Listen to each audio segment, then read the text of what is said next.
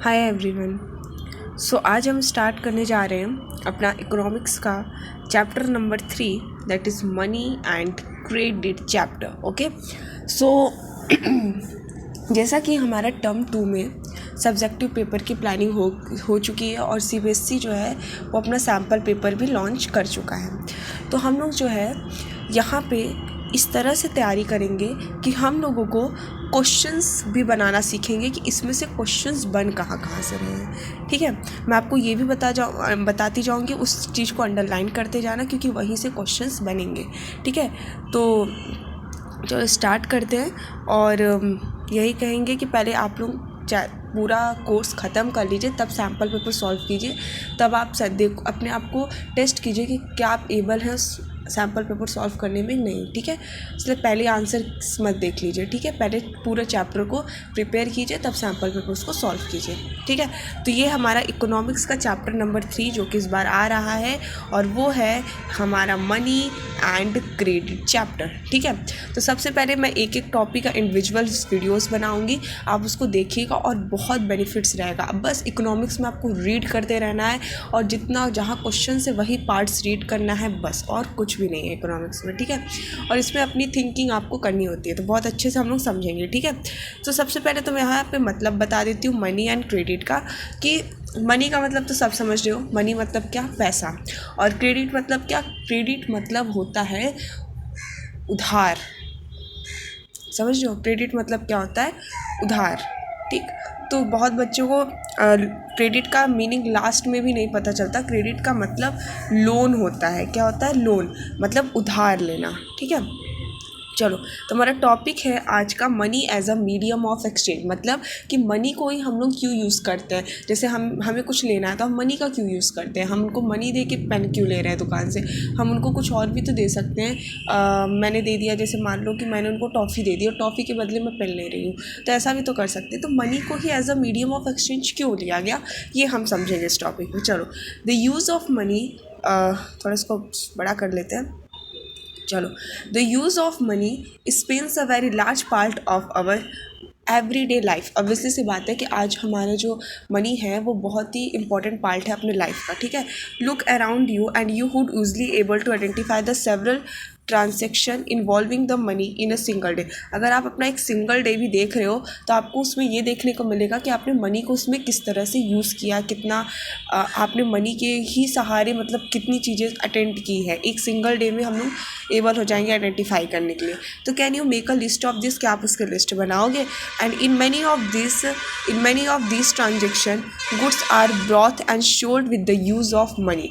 मतलब कि इन्हीं ट्रांजेक्शन से क्या होता है, goods are being brought and sold with the use of money. Goods आप ला रहे हो मार्केट से, ठीक है, और उसको शोल्ड कर रहे हो किस लिए, मनी से। पहले भाई आप मनी दे के उसको खरीद रहे हो, फिर उसको मार्केट में बेच रहे हो, क्यों, मनी के लिए। ठीक है, तो in some of this transaction services are being exchange with money.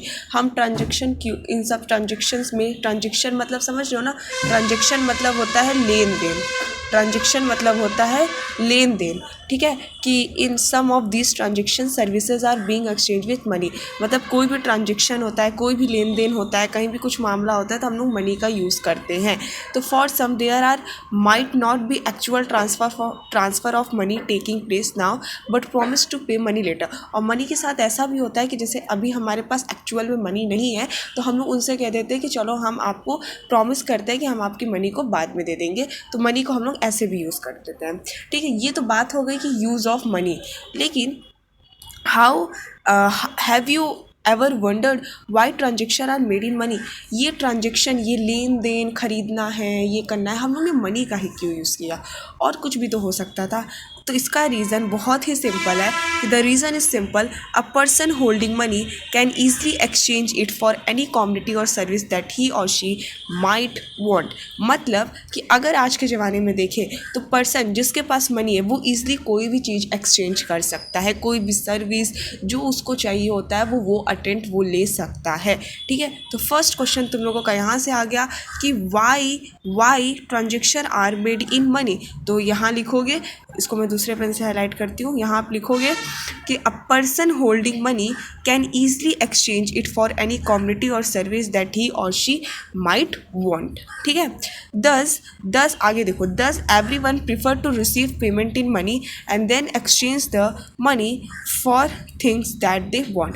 अब यहाँ से एक और क्वेश्चन बन सकता है, क्या बनेगा क्वेश्चन कि अ पर्सन, नहीं, ये आंसर एक तो इसका हो गया कि by transaction made on money a person holding money can easily exchange it for any community or service that he or she might want. And दूसरा क्वेश्चन इसमें बन सकता है कि everyone prefer to receive the payment in money then exchange the money for things. Explain ऐसे बोल देगा, ठीक है, कि उसको पेमेंट मान लेते हैं मनी और फिर उसको बाद में एक्सचेंज करने के लिए बोल देते हैं। ऐसा क्यों करते हैं? क्यों? क्योंकि भाई बात सिंपल है कि person holding money can easily exchange it's community or service that he or she might want. तो यहाँ से एक क्वेश्चन यहाँ बना आपका और एक क्वेश्चन यहाँ बना। ठीक है, चलो आगे देखते हैं। Take the case of shoe manufacture. अच्छा, मतलब ये शूज बेचने वाला है, he wants to sell shoes in market and buy wheat. अब वो क्या ना चाह रहा है कि शूज़ को क्या करेगा, मार्केट में बेचेगा। किस लिए बेचेगा भाई? इसको वीट चाहिए, इसलिए वो शूज़ को बेचेगा। ठीक है, तो shoe manufacture first exchange the suit that he produced for money then exchange the money for wheat. Producer क्या करेगा भाई? पहले वो शूज़ बेचेगा, उसको मिलेगा पैसा, और पैसा लेके फिर वो जाएगा अपनी मन पसंद की वीट खरीद लेगा। ठीक, अब ये सोचो, imagine how much more difficult to it would be if the shoe manufacture had directly exchange shoes for wheat without use of money. अब ऐसा भी तो हो सकता था कि ये मनी ना लेता, ये डायरेक्ट वीट वाले के पास जाता और अपना एक शूज़ इसको पकड़ा देता और फिर उससे वीट ले लेता। ऐसे भी तो हो सकता था, मनी का कोई काम ही नहीं था बीच में। लेकिन he would have looked for wheat growing farmer who do not only want to sell wheat but also want to buy shoes is exchange। अब बात तो सही है, लेकिन इस वीट वाले को भी तो शूज़ चाहिए होना चाहिए। अगर वीट वाले को भी एक शूज़ चाहिए और इसको भी वीट चाहिए तो भाई मनी की कोई बात ही नहीं, ये अपना सामान क्या कर लेंगे, आपस में एक्सचेंज कर लेंगे। ठीक है, आपस में एक्सचेंज कर लेंगे, तो ये तो बहुत अच्छी बात हो गई। ठीक है, तो इसने क्या हुआ कि that both parties have to agree sell and buy each other communities, this is known as the double coincidence of bond. इसको हम लोग क्या बोलते हैं? डबल कोइंसिडेंस ऑफ बॉन्ड करते हैं। दिमाग में रख लो, what is the double coincidence of bond? कि both parties have to agree sell and buy each other community. मतलब दोनों पार्टी को क्या चाहिए? अपनी चीज़ बेचनी है और अपनी चीज़ बाय करनी है अदर कम्युनिटी से। दोनों का अगर सेम होगा तो उनको हम लोग क्या कहते हैं? डबल कोइंसिडेंस ऑफ बॉन्ड बोलते हैं। ठीक है, अब देखो, what a person desire to sell exactly what the other wishes to buy. अब ये बात भी सही है, ज़रूरी थोड़ी है इस वीट वाले को शूज़ चाहिए होगा, ज़रूरी थोड़ी है। हो सकता है इसको कुछ और ख़रीदना हुआ तो what happened? So in a barter system where goods are directly exchanged without the use of money, double coincidence of what is the initial feature। ये हाईलाइट नहीं है बार्टर सिस्टम, इसको बहुत बार बच्चे क्या करते हैं? छोड़ देते हैं। तो इसको बहुत ध्यान से देखना कि a barter system where goods are directly exchange without the use of money. अगर इसको इस वक्त शूज़ चाहिए रहता और इसको वीट चाहिए होता तो इन दोनों के बीच हो जाता बार्टर सिस्टम। बार्टर सिस्टम मतलब कि अपनी चीज़ों को एक्सचेंज कर लेना और उसमें कोई भी मनी का यूज़ ना आना। ठीक है, तो barter system where goods are directly exchange without the use of money. And ये जो डबल कोइंसिडेंस क्या था? डबल कोइंसिडेंस मतलब कि बिना मनी का बोथ पार्टीज एग्री रहेंगे एक दूसरी कम्युनिटी लेना, तब तो ईजी रहेगा। तो ये जो डबल कोइंसिडेंस ऑफ बॉन्ड है ना, ये इसका एक इनिशियल फीचर हो गया किसका? बार्टर सिस्टम का। ठीक है, तो एक क्वेश्चन तो ये बन गया यहाँ डबल कोइंसिडेंस, और दूसरा व्हाट इज बार्टर सिस्टम। ठीक है, क्वेश्चंस बता रही हूँ मैं, आगे देखो। In contract, in an economic where money is in use, money by providing the crucial innovative step eliminates the need for double coincidence of bond. It is no longer necessary for shoe manufacturer to look for farmer who buy his shoes at the same time sell him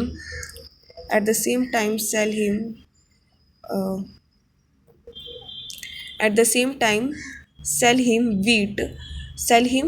अब यहाँ पे इसने क्या बात बोली है कि ज़रूरी थोड़ी है कि वो जो वीट, अब मान लो कि इस वीट वाले को शूज़ नहीं चाहिए रहता, ठीक, मान लो इस वीट वाले को क्या शूज़ नहीं चाहिए रहता, ठीक, तो इस वीट वाले को शूज़ नहीं चाहिए रहता, तो क्या ये शूज़ वाला वेट थोड़ी ना करेगा कि जब इसको शूज़ चाहिए रहेगा तब मैं वेट खरीदूँगा, फिर उसके बाद तब तक तो ये इसको खाने के लिए तरस जाएगा। ऐसा तो हो नहीं सकता।